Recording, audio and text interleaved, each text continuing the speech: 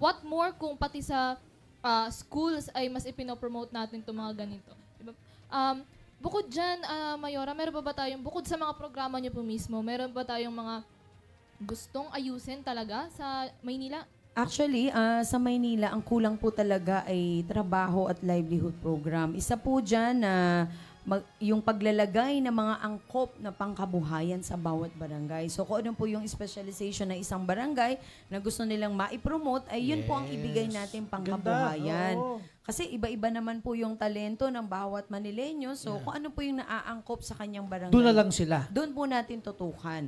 Para magkaroon naman na talaga ng sariling atin yung Maynila. So palalakasin nyo sa bawat barangay. Yes, palalakasin po natin dahil ang mahalaga po ang bawat Manileño ay magkaroon ng pangkabuhayan na makakatulong po sa kanilang mga pamilya. At the same time, yung nabanggit ko nga po na maisalba pa yung mga natitirang lupain dahil ang gusto ko po talaga yung lupain ng Maynila ay mapunta sa Manileño. Dahil karamihan po ng Manileño wala pong sariling tahanan. Maniwala po ba kayo 80 years na ang isang senior citizen hindi pa niya ho pag-aari ang lupa na kinatatayuan ng kanyang bahay. Mamamatayan na lang niya. Tama po. At the same time, yun nga, kung magpapagawa ang barangay, madamay pa yung bahay mo, wala kang karapatang magreklamo sapagkat wala kang hawak na titulo. Dito po bibigyan natin ng atensyon na ito po ay maipagkaloob na sa Manileño para naman matawag talagang Manileño ang tunay na taga Maynila. Opo, pag sinabi kasi ang Manileño, nagiging sentro ng mga malalaking universidad ang Manila. Maraming mga taga-iba't ibang mga lugar na nagpupunta dyan. Kung napapanood natin ng social media, mga karamihan sa mga mag-aaral dyan, kung hindi nananakawan, naagawan ng cellphone, at napapatay pa. No? Ano pong programa para sa peace and order para maproteksyonan natin yung mga kabataan at yung mga mag-aaral dyan sa Manila? Actually, palakasin lang natin yung mga seguridad sa bawat barangay. Matulungan po, lalo na yung mga tanod ng bawat barangay na maturuan po sila para sa security ng bawat lugar po sa Maynila. At the same time, kung may trabaho po ang bawat Manileño, ay marahil mababawasan po ang krimen sapagkat kung may trabaho ka na, magpo-focus ka sa trabaho dahil nakakatulong sa pamilya, mababawasan po yung mga nakatambay sa labas. Exactly. So doon mauumpisahan po natin na maging secured ang lugar sa Maynila. Kaya yung mga estudyante, kung mangyari po yan, kahit paano may peace of mind sila kapag lalabas. So pag may trabaho, walang krimen. Tama po. Encourage po natin ang lahat na magkaroon po talaga ng trabaho, lalo na ipapasok po natin ang livelihood program. So dito po, hindi lang sila tatambay na kasi kinabukasan papasok sila. Magpapahinga na sila ng maaga. Opo, So magpapahinga trabaho ng maaga. sa bawat taga Manileño. Apa. Mayora, yung pagdating sa safety, nabanggit niyo nga po kanina na I guess hindi lang siya sa mga students ng mga Manileño kasi marami din tayong mga incidents po na mga mismo mga turista ay takot din bumisita dahil nga sa mga ganitong issue. So, paano natin i-assure? Lalo sa ermita. Paano natin sila i-assure na safe na? Yun na nga, ako maikwento ko lang po. Nag-ikot kasi ako sa mga ilalim ng tulay. Actually, no, ako po naglalakad doon, kahit taga Maynila na ako, natakot pa ako sa sarili ko. Madilim doon Sabi ko nga, ay totoo pala yung sinasabi nila dahil nga, alam naman po natin, lumabas yung Forbes na survey na panglima po sa pinakakinatatakot na lugar. Lungsod. Sa buong mundo, ha? Hindi lang sa Pilipinas. Ang sentro ng Pilipinas, kasama dyan. So parang ang dating po kaagad, naku, nakakatakot na pala ako. Pag nagpakilala ka sa ibang bansa at sinabi Manila ka, matatakot na agad sa'yo. Yun po yung image nun Hindi lang Maynila itself, pero buong Pilipinas. Exactly. Kasama na po dun sa ganong imahe. So, ang isa pong paraan dyan, dapat yung mga ilalim ng tulay, maayos, may ilaw, may mga bantay, pulis na nakakalat. Kasi nga po sa Maynila, medyo napansin ko, kahit may mga pulis, hindi na ganun po kaaktibo. Hindi natin alam kung at ano dapat po malinis, mama. Dapat malinis. Kasi sino naman po gaganahan maglakad kung ang sa amoy pa lang magkakasakit ka na. Ang pangi po. Dapat, yun po yung isa sa mga i-priority natin at alam naman natin, ang Maynila, kahit na nga lumabas ka sa lansangan, nakita naman natin, nagbuburol pa rin sa kalsada. Yes, Talamak tradition. pa rin na parang lahat ay, bawat kanto na mapuntahan mo may nagbuburol. Akala ko po nung bata ako, normal yun. Akala natin kultura. Yung Akala pala, ko, yung pala, senyales ng kahirapan ng Manileño. At walang buralan na tamang buralan. So, isa po Decenteng sa, buralan. tama po, isa sa aking mga programa na maisulong po na mabigyan ng libreng buralan na disente ang Yan, bawat barangay sa Maynila. At sa huling kanilang hantungan, nabigyan naman ng magandang Tama po. Kasi imagine niyo hantungan. kung isang Oo. magulang po kayo, lahat na ginawa mo para sa Yes. pamilya, ang end up mo pala sa kalsada pa rin. So Apo. masakit po yun para sa isang anak na ang hangarin din po natin ay matulungan ang mga magulang natin Yes. at makita na maging maayos po sa dulo. So dito po nakita ko yung kahalagahan na kailangan bigyan pansin natin talaga ang mga ganitong bagay. Ma'am, yung image ng Manila, alam natin hindi pa rin. Alam mo kasi, Mia, ikaw nadadaan tayo dyan sa Manila. Maraming mga nagiging hindi magandang imahe ng Manila, yung mga homeless. Yung mga nakatira po. doon sa mga iba't ibang lugar. Kasi ang homeless dapat may programa ang gobyerno diyan. Merong isang tahanan na kumukuha sa lahat ng mga homeless para bigyan ng libreng tirahan, or yung balik probinsya program, di ba? Tama Kayo ma'am, po. anong gusto nyong ano pang dapat nyong gawin ng tugon doon sa mga homeless diyan sa inyong city? Actually po para sa mga homeless, lalo na po yung mga natutulog sa highway, Dami. Opo. dapat po talaga ang local government ay makipag-coordinate ng gusto para sa isang programa para sa mga homeless na huwag silang pabayaan na matulog lamang sa lansangan dahil pwede silang maaksidente. Actually, may isang kaso dyan, ninakawan ng anak. Yung kanyang natutulog sila sa imaginin kalsada. po. Ninakaw yung kanyang anak kasi nga, pakatulugan niya. Nandun kinuha- lang sila. Ayan. Kailangan po aksyonan ng local government yan. Sa aking programa, lahat po ng yan ay Yes. kailangan ampunin natin in the sense na kung talagang wala pong hanap buhay ang mga magulang, bigyan po natin, tulungan po natin. At Bigyan natin, obligasyon yan, kalingain ma'am eh. natin. Obligasyon Opo. nila. Di ba? Yes, hindi naman dahil sa para umabuso yung Manileño na tulungan mo na lahat. Yeah. Pero kung nandun ka sa sitwasyon na ganun, Exactly. at may tumulong po sa inyo, kahit paano, iba po yung bagay na mabibigay natin sa kanila. So, yung local government, kailangan po talagang katay up po ng Yes. programa ng Apo. DSWD para maiwasan na po na magkaroon ng matutulog sa lansangan.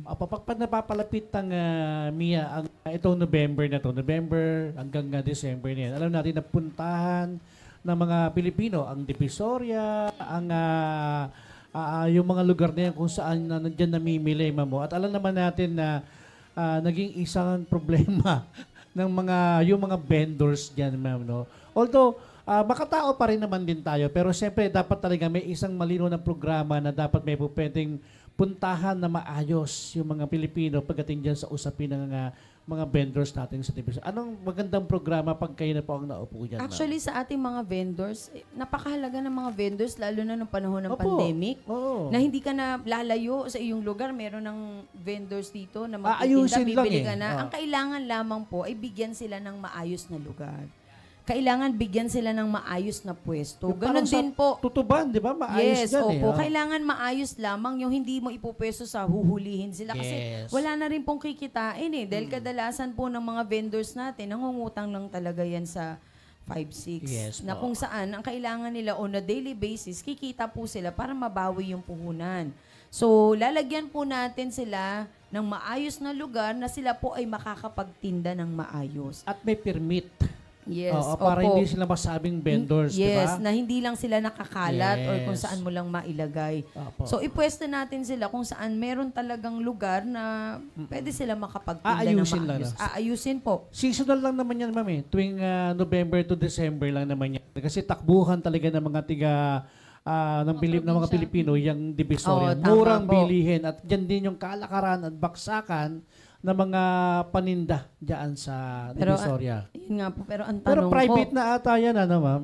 yun nga lang Nabenta, po. no? Naibenta na Sige mo, ata. sa tagal na panahon nabenta yung Divisoria. Pati Harrison Plaza, Oo. nawala na. Paco Market. Tanong ko lang, ma'am, saan kaya napunta yung pinagbentahan? Kasi di ba sabi nila na yung daw pinagbentahan ay ginamit para mapaganda ang Manila. Saan kaya napunta? Para namang hindi totoo yan. Opo. Parang gusto ko ata pumunta sa City Hall ngayon para tanongin. Kasi Hindi, yun na nga po nagtatanong nakakapagtaka. na naman kami, ma'am. Nakakapagtaka nga Kasi po. ako, tiga Quezon City, tiga Cavite ito eh, di ba? Ang dami pong naibentang mga landmarks pero may utang pa na 25 billion. Ang nakakapagtaka, sinasabi po nila na dahil nga may food back daw nung pandemic, bakit steak ba yun? Ginamit ata doon. Fried chicken ba yun? Roast chicken, steak? Eh, ang pagkakaalam ko, puro sardinas, nagkandakati-kati na nga yung may mga allergy, ano po. Pero, kasi dapat naman talaga, ang budget at pondo ng bayan, talagang hindi lumalaki para magbenta ng mga property. Dapat pinapalakas mo ang iyong ekonomiya, yung programa, yung mga makakabuti na maghihikayat tayo ng mga investor para makapagbigay ng trabaho at matugunan natin yung pangangailangan ng city. Kasi yung food pack na yan, ang alam ko po, nasa worth 300 to 500. Pero ang totoo po niyan, ang budget niya ay 1,500. Alam niyo, Sir Harry yan. Oo, baka ayain natin maupo si Sir Harry, magalit na naman. Pero pagkausapin kasi sinabing Manila, ma'am, marami na rin po ang bilang, hindi lang po ng senior citizen, yung mga solo parent dyan, ma'am, na mga early pregnant na mga kababaihan na nag-aasawa na lang. Ano hong programa natin dito? Actually po, para sa PWD, solo parent, yung mga out-of-school youth, kailangan mabigyan ko po sila ng livelihood program na makakatulong po para sa kanilang pansariling pangangailangan. So, isa po yan sa mga uumpisahan nating programa para kahit po wala ang gobyerno, kaya po nilang tumayo sa kanilang sarili. So, napakagandang programa, Mia. Magandang programa nga po kasi isa siya sa malaking problema. Hindi lang sa Maynila buong Pilipinas talaga nakakaranas ng ganyan. So, bilang sa perspective po ng isang tatakbo bilang mayora, tingin nyo bakit tayo nagkakaroon ng ganong problems regarding sa matataas na maagang pagbubuntis?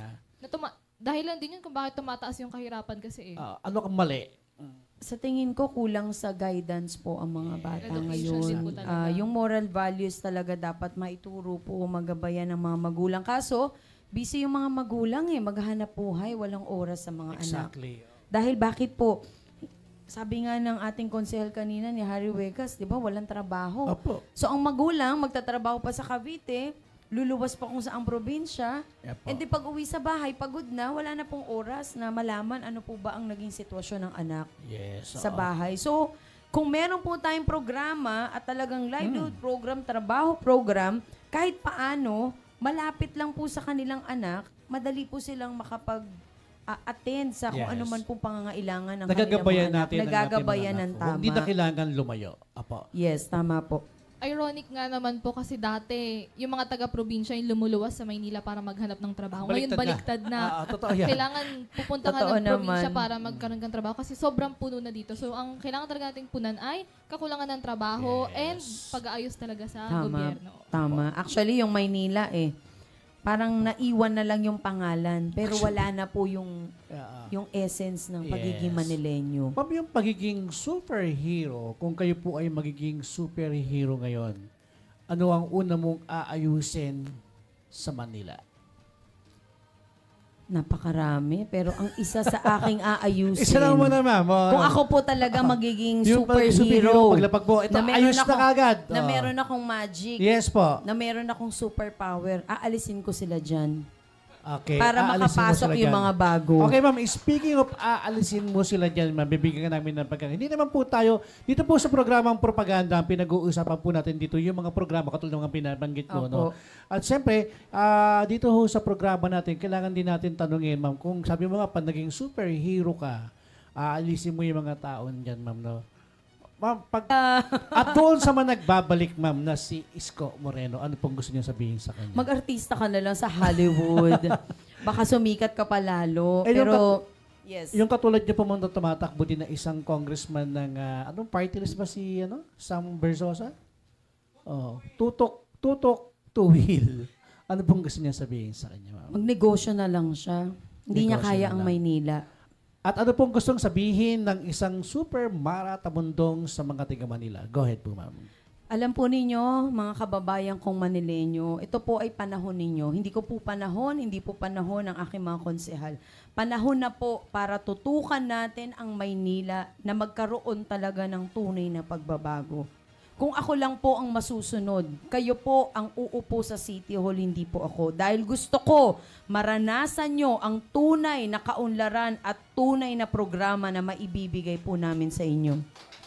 Alright, maraming salamat sa aspirante ng Mayora ng Manila, si Super Sara Mara Tamundong. Alright. So, talagang, actually, maganda yung may ganito tayong programa, Mia, kasi napag-uusapan natin, napapahatid nila sa sambayanan. Hindi lang sa sambayanan, siyempre sabi nga nila, ang Manila ang sentro ng Pilipinas at nakikita nila may pagbabago sa Manila at may bagong mukhang tumatakbo sa Manila. Apo.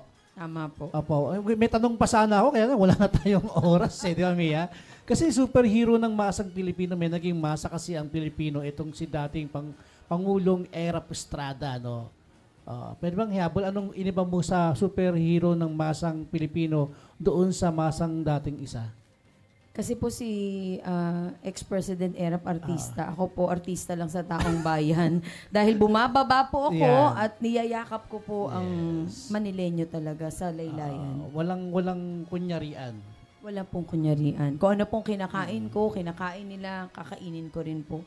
Kaya ano man po yung aking hangarin ay gusto ko sila po ang unang nandyan. Alright. Maraming salamat sa iyo, Mama. At Mia, baka may gusto kang pasalamatan at batiin. Go ahead.